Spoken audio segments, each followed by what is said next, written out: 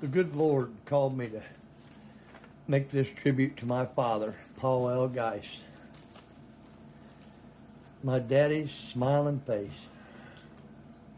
If I could see my daddy sitting at the table again, just like I had seen him when I was only 10, with his hands cracked and calloused and his work boots worn thin, oh, how I wish I could see my daddy again.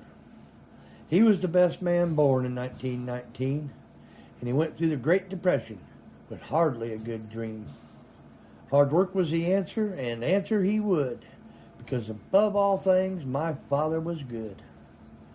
Granddad had to take another job working building roads, which left Grandma and the boys at home very heavy loads. He worked his ass off every day and had no time to roam, and Grandma said that every week he'd mail the money home. They had to pull guard duty every night on their farm to keep the hobos and thieves from doing them harm. Grandma would hold a shotgun. 2 shells would be enough. She knew she wouldn't need them. She knew her boys were pretty tough. Dad dropped out of college in 1940 and joined the Army for a year in January 41. He told me Hitler was trying to take over the world and he was sure a big war would come. Dad served his country till 45. Broken arches got him out. A medical discharge is what it's called, but there was no time to pout. He said at least I was still alive and there was nothing I could do. Hey, did you know I met your mom on a train in Indiana? Going home on leave in 42. Dad had 5 kids and a hard life as a farmer and lost a son along the way. But there's not much time for grieving when you got a ton of bills to pay. Hogs still need buckets of corn and feed, and the cattle still need hay. I truly think he held it in until his dying day. My dad was not a soft man. Oh, definitely he was not. And not doing what you were told or say would make his temper hot. A man is only as good as his word, I'd often hear him say. And if you broke that sacred rule with him, your ass was going to pay. It'd begin with the meanest look from him, which seldom I would see. And I think I must have went into shock when I realized he was looking at me. When he would start to take off his belt, my brain would cease to think. I knew it was going to burn like hell, but would be over in a blink. Now quit crying or I'll give you something to cry about, is what he always said.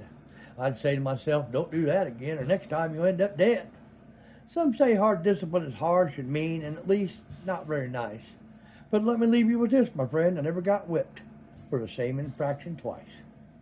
I'd mope around for a day or so and avoid him when I could, constantly saying to myself, boy, you better be good. He knew what I was going through, as now I clearly see. When out of the blue we'd lock eyes and he'd smile and wink at me. Now everything's going to be all right and the world is a beautiful place. I never knew how much I missed my daddy's smiling face. In late September of 81, Dad had a very bad spell, and he had to spend the next month in the hospital, and we saw he was going through hell. Towards the end, Dad told the doctor, I'm going to get right to the point. I'm going to die in the house I built 3 years ago, not here in this lousy joint. That next day, we brought Dad home from the hospital, and we all were filled with joy. And on that night, he was carried to bed by his 17-year-old boy. I kissed his forehead and told him I loved him. He said he loved me. Were the last words between us, we said. It somehow never dawned on me that the very next day he'd be dead. That next day when I got home from school and pulled into our place, I saw our neighbor lady run across our yard with a terrible look on her face. She stopped and said, it's bad. Go and get your brother Tom. And all the time I was thinking to myself, is something wrong with Mom? Mom had a heart attack a couple years before, and I truly expected seeing her laying on the bathroom floor. One of our neighbors was an EMT, and he was attending to our dad. And from the doorway, we could see that this was very bad. Then our neighbor looked up and claimed there's nothing more I can do. My brother broke down when Dad's head was turning, looking over at us too. I had never seen a man die before as I stood there trying to think. And then I noticed from Dad's left eye came a tiny little wink. At that moment, I was trying to hold it in, and I had to get out of that place. Then I went in the hall where I met Dad's older brother with tears streaming down his face. He took my hand and led me out. By Dad's workbench is where we ended up. Wow, I can't believe this guy's crying. He was a gold glove boxer as a pup. I punched the wall with my fist, and when I was going for another, he grabbed my wrist. He said, no, don't do that. He held out his hands and said, come here. And for a few moments, we stood there hugging and crying, me and my Uncle Levere. The memories of the funeral to me are still very clear. I tried to make it through the whole thing without shedding a single tear. Well, I thought I was doing pretty good until taps started to play.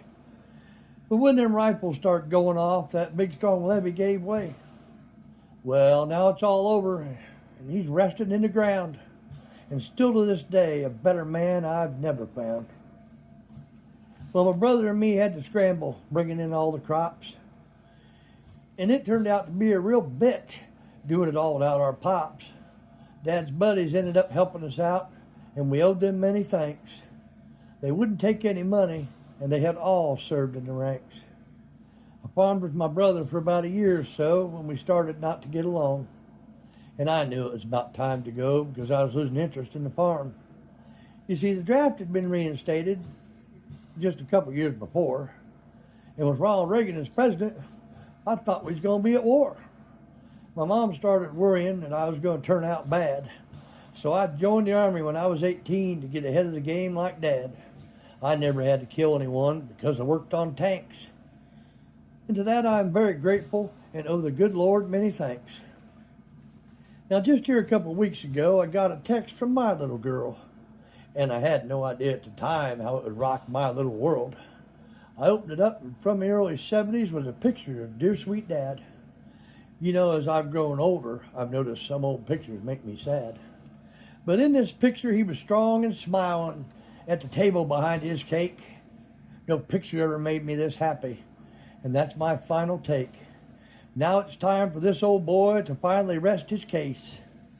When I hit that arrow, it came alive, and for the first time in 45 years, I saw my daddy's smiling face. The end.